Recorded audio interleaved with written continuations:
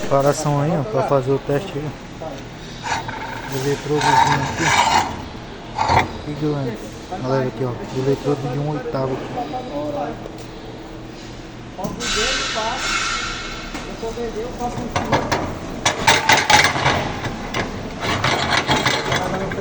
Massa aí com fibusão usado aqui.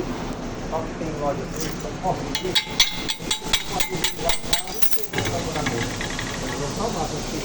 Abertura aqui de um eletrodo de 1/8 aí. O rapaz tá aí pra fazer o teste.